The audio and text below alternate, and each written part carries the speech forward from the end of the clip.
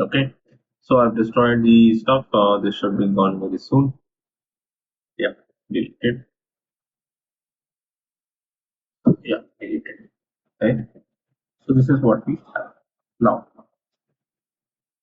So this is something which we had.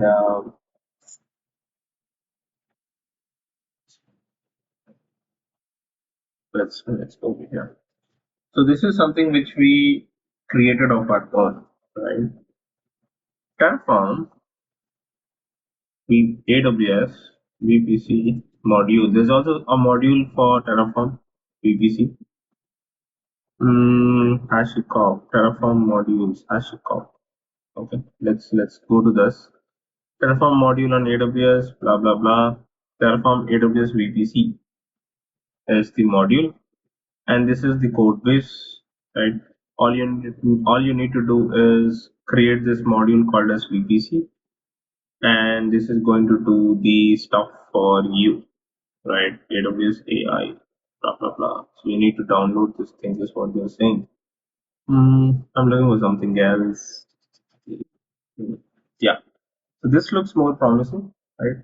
All you need to do is module VPC, declare this private subnets, private public subnets, blah blah blah, blah blah blah, blah blah blah, and it should create something for you.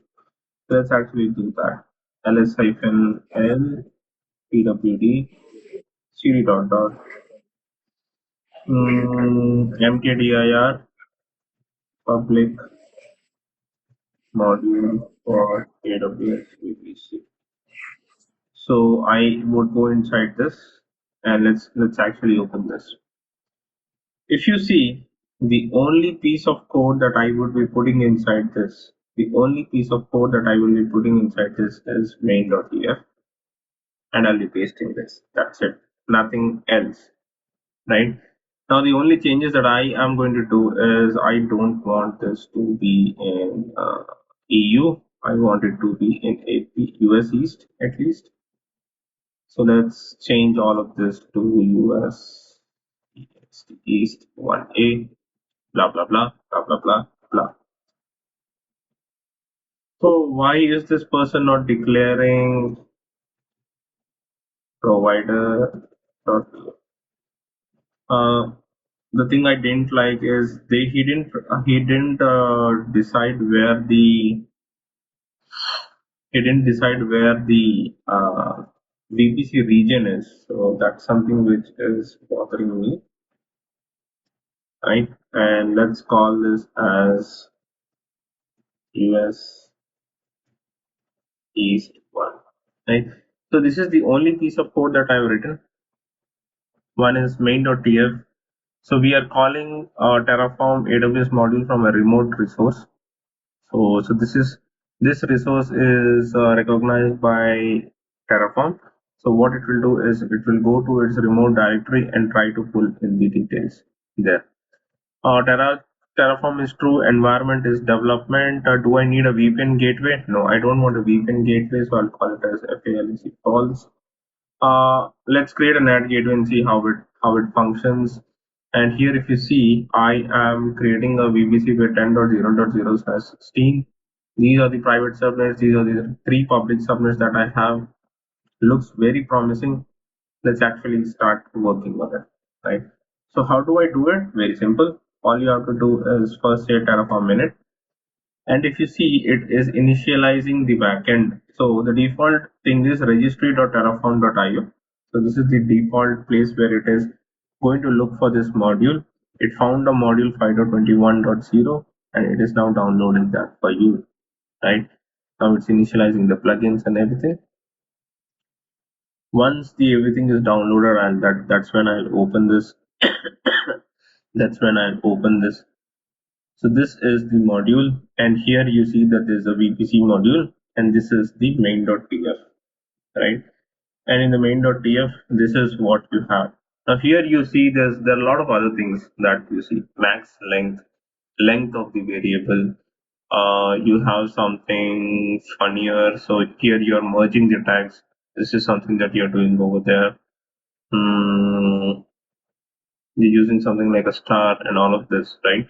So this is some advanced level of Terraform code that you are seeing. Now our primary job is to use this. So Terraform apply apply and see if it even works or not, right? So I did a Terraform apply. It's asking me, am I okay that it creates 31 resources? I say okay. It's totally up to you if you want to create 31 resources, and it's going to create that. So what are those 31 resources? So one, it's creating a VPC. Two, it's creating a subnet, that is a public subnet 2. Then it's creating a public subnet 1. Then it might be creating a public subnet 0. Then it's going to create a private subnet. So it's creating 3 private subnets. Then it creates a route table association. There would be, I guess, 2 or 3 route tables depending upon the availability zone and high availability that they are defined. So yeah, they are having a public route table, and then they might be having, they are having 3 private route tables. So because they are having 3 private route tables, so what these people would have done is also created 3 NAT gateways, which is a waste of money, at least when you are trying to learn something. Yeah, 3 NAT gateways created, and there are, what else are doing? Wow. So they also created one internet gateway. These are all NAT gateways. This is the internet gateway that they created. So for the internet gateway, they have an elastic IP for the NAT gateway. And because there are 3 NAT gateways, so there are 3 NAT elastic NAT IPs. There's a default security group. There's a default route table. This is the NaCl that they created for us. I don't know why. And this is overall what it is, right? So in this is how easy it is to work also, right? It's not the Terraform is very difficult, but not every day you're going to use this module, right? Unless you are desperate need to start something urgently, like a startup, you might use it. But then you eventually figure out that while running, we figured out that okay, this script is actually creating 3 NAT gateways for me, and it's using 3 of the availability sets. And we have an internal discussion, and then we decide, okay, no, only 2 availability zones is fine. So what we are going to do is we are going to reduce the number of availability zones. Okay. Now, if you see, there was something called as length of the stuff, right? That is the length of the public subnets. So depending upon the number of subnets that you have defined, depending upon the number of subnet ranges that you have defined, it is going to create those many subnets. So let's see, where is this length being used so far? It would be used multiple places. So this is create local, okay, create public subnets.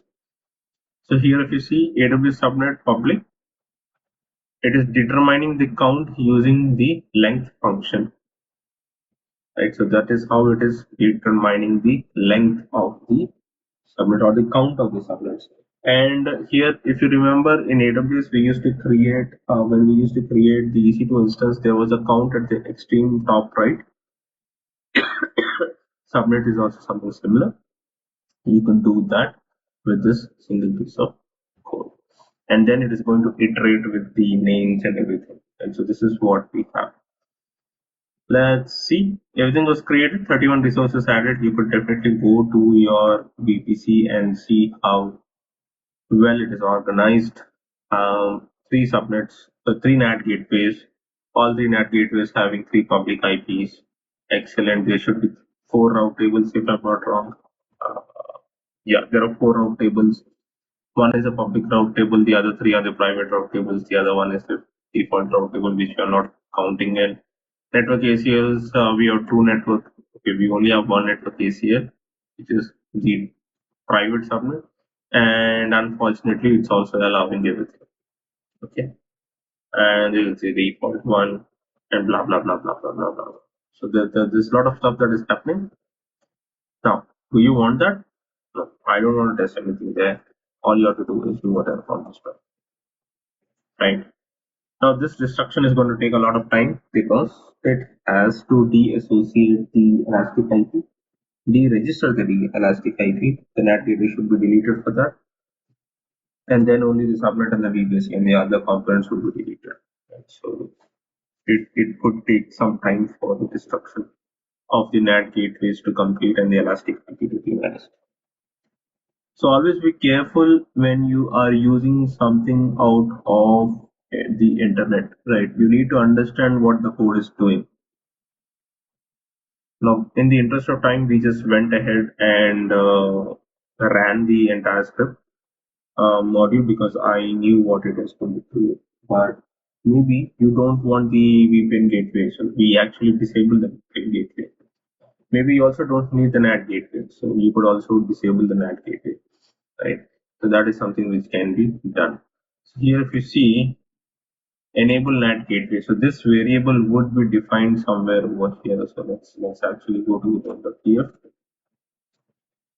enable NAT gateway. So there would be a count and it's a condition, right? So if var.enable NAT gateway is enabled, then only create the NAT gateway. If it's not declared, if not declared, then it will not be created. Right. So this is some advanced logic that you can only practice and then achieve it. Right. Make sure that you're not falling in for the trap and straight away go for this high level stuff.